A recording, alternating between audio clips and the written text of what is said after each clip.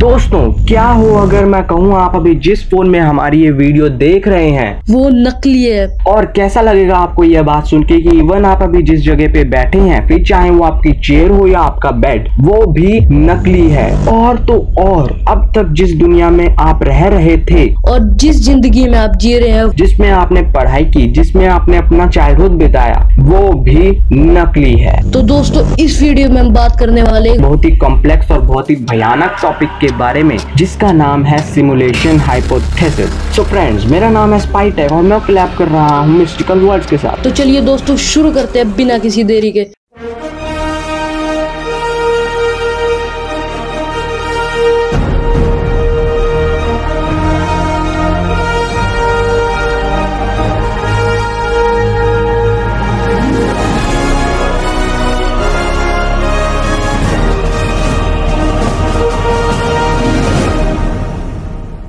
एक बहुत बड़े ऑक्सफोर्ड फिलोसोफर निक बोस्टॉम के हिसाब से सिमुलेशन हाइपोथेसिस के होने की काफी प्रोबेबिलिटीज हैं, लेकिन यहाँ पे 3 पॉसिबिलिटीज आती हैं। पहली पॉसिबिलिटी तो ये है कि जब तक हम ऐसी टेक्नोलॉजी बना पाए कि हम कोई सिमुलेटेड वर्ल्ड बना सकें, तब तक सारी ह्यूमन लाइफ सिविलाइजेशन एक्सटिंक्ट यानी खत्म हो जाएगी। सेकंड पॉसिबिलिटी है कि हो सकता है कि हम कभी ऐसे टेक्नोलॉजी फ्यूचर में बना लें, पर सरकार कभी भी किसी एक व्यक्ति को इसको यूज करने की परमिशन नहीं देगी। और थर्ड पॉसिबिलिटी है कि हो सकता है कि हमारी सिविलाइजेशन इतनी एडवांस हो जाए कि हम ऐसी सिमुलेशन बना पाएं, और वो भी काफी आसानी से। अगर हम इन तीनों पॉसिबिलिटीज को एनालाइज करें तो हमें पता लगता है कि थर्ड वाली पॉसिबिलिटी होने के काफी ज्यादा चांसेस है। लेकिन अगर थर्ड पॉसिबिलिटी सच हुई तो एक दिन ऐसा आएगा कि simulated world non simulated world यानी हमारे वर्ल्ड से भी काफी ज्यादा हो जाएंगे। साइंटिस्ट और रिसर्चर्स भी यही मानते हैं। दोस्तों रिजवान वर्क, जो कि एक कंप्यूटर साइंटिस्ट और वीडियो गेम डिजाइनर है, इन्होंने कुछ ही साल पहले अपनी एक बुक रिलीज की थी जिसका नाम है सिमुलेशन हाइपोथेसिस। उनके हिसाब से हम अभी जिस मुकाम पे, जिस पाथ पे हैं, उसे वो सिमुलेशन पॉइंट कहते हैं। सिमुलेशन पॉइंट यानी वो पॉइंट जब हम ऐसी टेक्नोलॉजी लगभग काफी करीब है पाने के जिससे हम कोई सिमुलेटेड वर्ल्ड तैयार कर सके। क्योंकि कोई भी गेस नहीं कर सकता था 1980s में कि कभी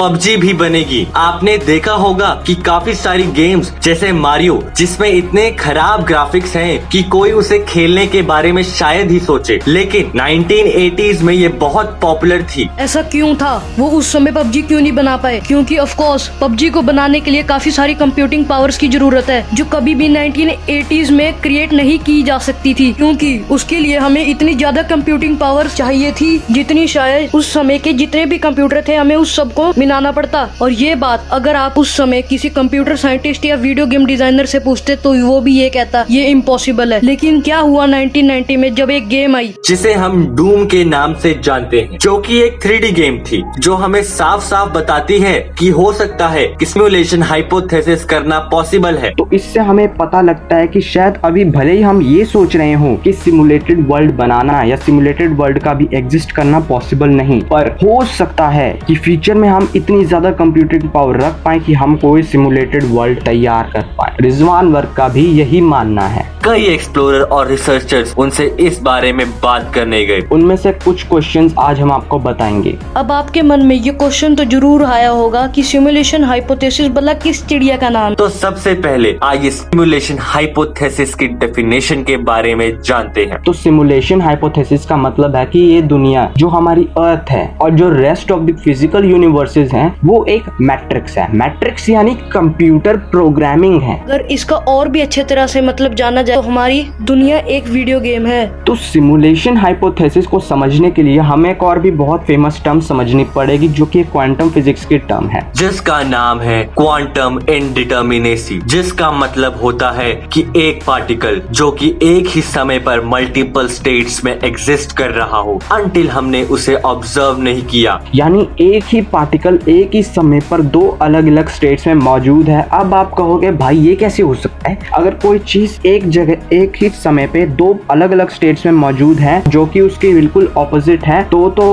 पार्टिकल एग्जिस्ट ही नहीं करेगा। लेकिन ऐसा नहीं, इसको समझने के लिए हमें एक एक्सपेरिमेंटल थ्योरी को समझना होगा। ये थ्योरी दी थी एरविन स्क्रॉडिंगर और इस थ्योरी का नाम है स्क्रॉडिंगर्स कैट। उन्होंने इसमें एक कैट थ्योराइज किया, मतलब हाइपोथेटिकली ये सोचा कि ये कैट बॉक्स के अंदर बंद है और उस बॉक्स के अंदर हमने रख दिया रेडियो एक्टिव मटेरियल। अब क्या होगा, अब आपका दिमाग कहेगा कि या तो वो कैट उसके अंदर जिंदा है या तो वो मर गई, यानी 50% चांस है वो जिंदा है, 50% चांस है वो मर गई। लेकिन क्वांटम फिजिक्स उस समय यही कह रही है कि वो कैट एक ही समय पे दो अलग अलग मल्टीपल स्टेट्स में एग्जिस्ट कर रही है, अनटिल हमने उसे ऑब्जर्व नहीं किया, यानी बॉक्स खोल के नहीं देखा। अब भला क्वांटम इनडिटर्मिनेसी का इस सिमुलेशन हाइपोथेसिस से क्या लेना देना है? तो इसके बारे में जानने के लिए हमें थोड़ा सा जानना पड़ेगा जॉन व्हीलर के बारे में। जॉन व्हीलर एक बहुत ही फेमस फिजिसिस्ट में से एक है जिन्होंने बहुत सारे फिजिसिस्ट के साथ 20th सेंचुरी में काम किया और जो एल्बर्ट आइंस्टाइन के साथ सबसे लास्ट में काम करने वाले एक फिजिसिस्ट में से एक है। जिस समय जॉन व्हीलर फिजिक्स पढ़ाया करते थे उस समय फिजिक्स का मतलब होता था स्टडी ऑफ फिजिकल ऑब्जेक्ट, यानी हर चीज पार्टिकल्स की बनी है, जिसे हम न्यूटोनियन मॉडल भी कहते हैं। लेकिन कुछ समय बाद आ गया उसका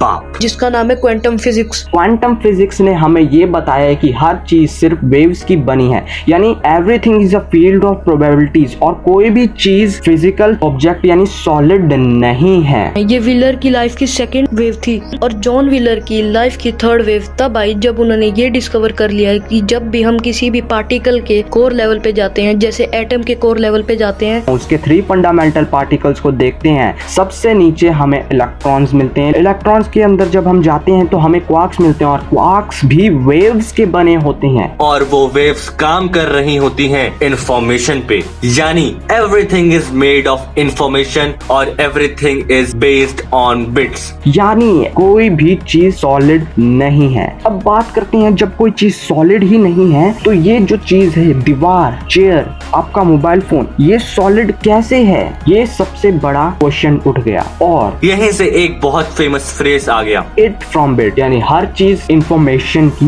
बनी है। तो इस इंफॉर्मेशन को भी तो किसी ने बनाया होगा ना। हमारी दुनिया अगर इंफॉर्मेशन के ऊपर चल रही है, जिसे हम एक तरह से कोड भी मान सकते हैं, तो कोड को बनाने के लिए कोई ना कोई क्वांटम कंप्यूटर चाहिए ही चाहिए। कोई क्वांटम कंप्यूटर तो होना ही चाहिए, लेकिन ऐसा कुछ भी हमें दिखाई नहीं देता। ये लगता बिल्कुल वैसा ही है, लेकिन शायद हमारी टेक्नोलॉजी इतने काबिल नहीं कि वो उन क्वांटम कंप्यूटर्स को खोज सके। लेकिन बिल्कुल ये वैसे काम कर रहा है जैसे आजकल के टेक्नोलॉजी कंप्यूटर काम करते हैं। जैसे जब हम कोई गेम प्रोग्राम करते हैं, हम उसमें भी वही चीजें करते हैं जो हमारे को अपने दुनिया में अपने आसपास दिखाई दे रही हो। According to the arguments of Nick Bostrom, जिसमें उन्होंने कहा था कि अगर हम सिमुलेशन वर्ल्ड बना पाए तो हम इतने सारे सिमुलेशन वर्ल्ड बना देंगे कि वो हमारे नॉन सिमुलेटेड वर्ल्ड से भी ज्यादा हो जाएंगे। इसमें हम ये नहीं कह रहे कि हमारी दुनिया पक्का ही नॉन सिमुलेटेड है, लेकिन हम ये मान रहे हैं कि अगर हमने जिस चीज को बनाया वो सिमुलेटेड और अपनी दुनिया को हम नॉन सिमुलेटेड मान लें, तो हमारे वाले सिमुलेटेड वर्ल्ड हमारे नॉन सिमुलेटेड वर्ल्ड से ज्यादा हो जाएंगे। इसमें ट्रिलियन ऑफ बीइंग्स हो, मिलियन ऑफ गैलेक्सीज हो सकती है। ये बात के सच होने के आसार बहुत ज्यादा है। तो एक सिमुलेशन वर्ल्ड है तो उस यहाँ पे 2 कैरेक्टर होने चाहिए, नॉन प्लेयर और प्लेयर। तो